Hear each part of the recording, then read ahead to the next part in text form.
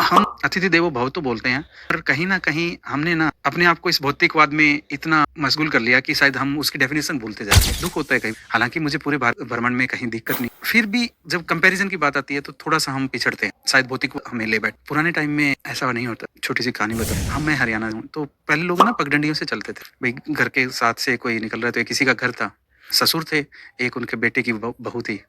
तो ससुर थोड़ा मेरी तरह खड़ूसा था, क्या है यार जाने देना लोग आ रहे हैं। तो उनके बेटे की जो बहू थी, वो हर किसी को ना कोई भी रास्ते जाता रुक जाता तो उसको पानी देती, खाना खिला के, भई खाना खा के फिर ही जाना मत। ठीक है, वो केयरिंग थी, हॉस्पिटेबल थी। ऐसे ही साल निकल गए, 2 साल निकल गए, 3 साल निकल गए। कुछ साल बाद में ससुर को कहीं जाना था, तो उसने अपने बेटे की बहू को कहा कि बेटा कुछ खाने को पैक कर दे मेरे लिए और मैं 2-3 दिन के लिए अगले गाँव तक जाके आ रहा हूँ। तो उस बहू ने कहा कि पिताजी मैंने आपका खाना तो ऑलरेडी भेज चुका। बोले वो कैसे? बोले आप जाके और मैं वापिस आओगे तो मेरे को बता देना। जब वो जाता तो हर गाँव में उसको लोग रोक के और खाना खिलाना हॉस्पिटेबल मतलब उसकी आवभगत कर रहे। तो उसने पूछा किसी से, बोले जी आप मेरे को इतना आवभगत क्यों दे रहे? बोला जी जब हम आपके गाँव से रास्ते से निकलते थे, आप बुजुर्ग थे, आप वहाँ बैठे होते थे, आपके बेटे की बहू हमें खाना खिलाती थी और खिलाती थी, तो हम आपको बहुत सालों से जान रहे हैं, 5 साल से हमने आपका खाया है, आपकी हॉस्पिटैलिटी। तो मतलब वो जो कर्म उस महिला ने किया हॉस्पिटेबल थी ना वो, तो इस वजह से वो पूरा का पूरा टूर करके आके ना उसने अपने बेटे की वाइफ को कहा कि तूने सच कहा, मैं शायद कहीं न कहीं गलत